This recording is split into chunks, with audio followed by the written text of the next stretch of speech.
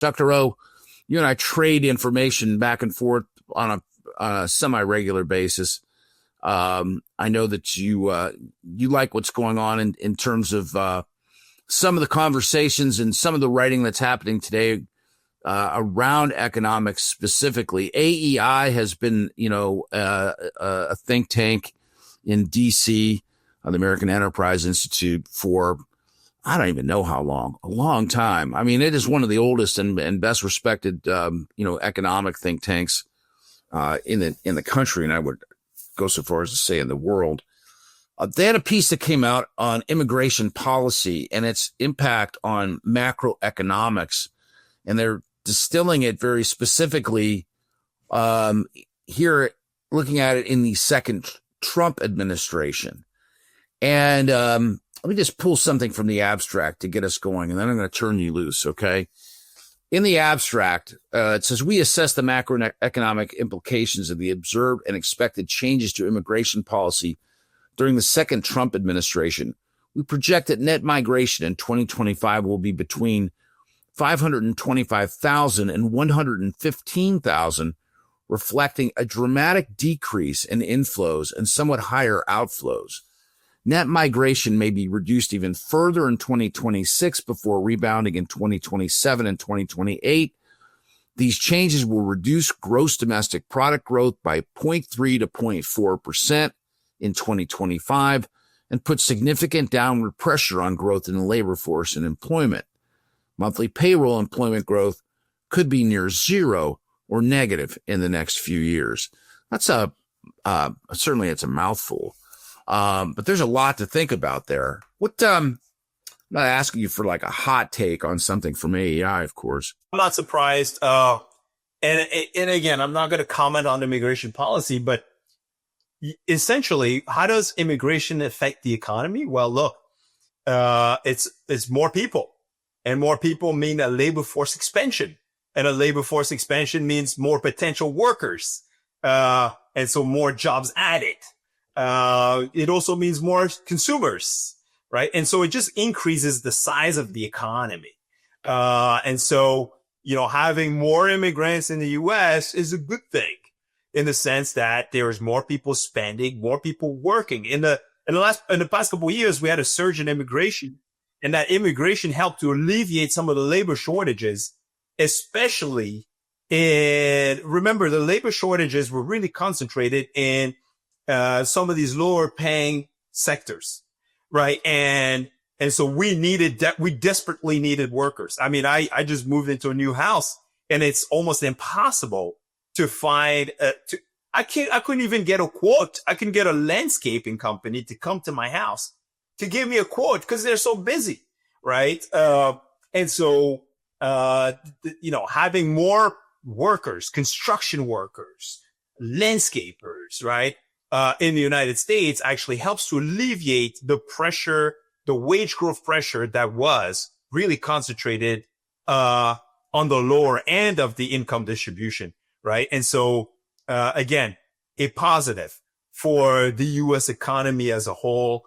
It helps the economy grow. On top of that, what research has shown is that a lot of immigrants are entrepreneurs, and we've seen a big increase in innovation over the years in entrepreneurship, because of the big inflow of migrants into this country. So that's kind of the overall impact of immigration on the U.S. economy. Well, how about from this report? I mean, is there anything in here that, like, as you were, going through it? It's 13 pages, right? It's pretty dense reading for the average person. But from a policy standpoint, what this seems to be suggesting is that turning the spigot down on immigration is ultimately going to slow, our productivity as a country. All right. That part of it. It will slow employment growth. It will slow productivity growth, considerably, and I think that's a problem for economic growth. So like when we're seeing job reports that are we're adding 74,000 private sector jobs, a month, right? Very low number. We better get used to that. because, well, where are the workers going to come from? Right. Yeah. And so, that. Well, let me ask a question or to raise a point. I mean, I think one of the parts of the big beautiful bill that was just passed. And I mean, it's the name that it was given, right? The work requirement changes that exist in there.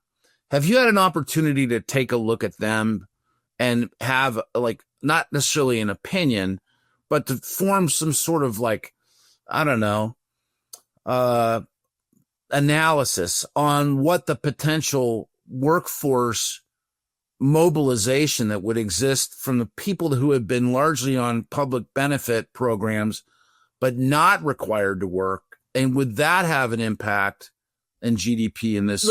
Most research shows that the majority of people who are net recipients of government services or beneficiaries are natives, not immigrants.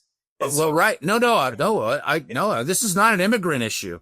We gotta look, we're light on opinion on this show on purpose, yes. But there are a lot of people who are not working, who could be working, doing something, making some kind of a contribution. Since we're talking about the immigration impact on the U.S. economy, I thought it would be appropriate to make sure that we understand that immigrants usually go to places where there are more opportunities. And so they usually go and fill gaps, right? As opposed to, waiting to receive some sort of government, help.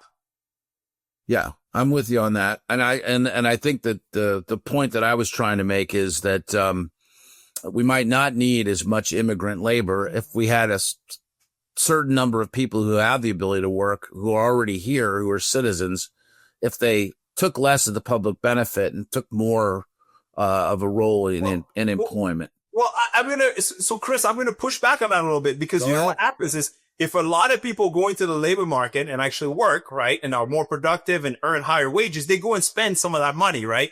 And as they spend more money, right, these businesses expand. They expand their operations. People are more productive. And so the need for more labor, right, also increases, right? So if you expect sales growth to really increase a lot going into the future, chances are you're going to want to hire more workers.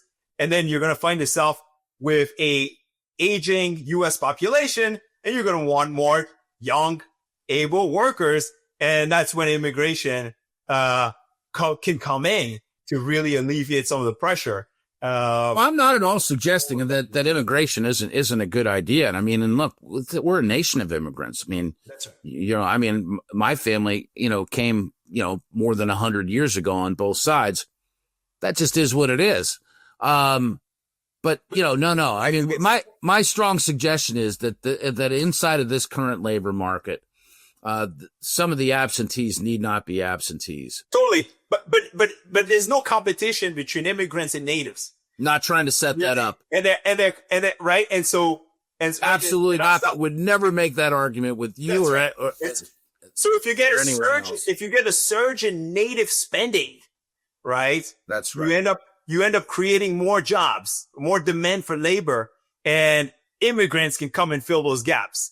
And that's the beautiful thing, right? It's not the zero sum game. It's a beautiful thing about how economics work, where basically if you go out and spend more money because you're doing well, you got a job and you're growing and you're improving your productivity, you go out, you earn more and you go out and spend more money, right? The business that collects that cash, right? And it is basically thinking, well, if there are more of Chris's out there that are spending more money, we're going to need to expand our operations.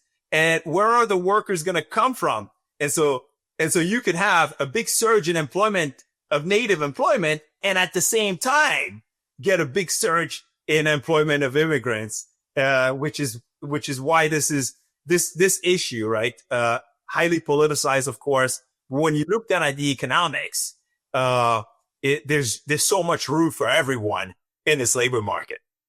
Well, appreciate your thoughts as always, O.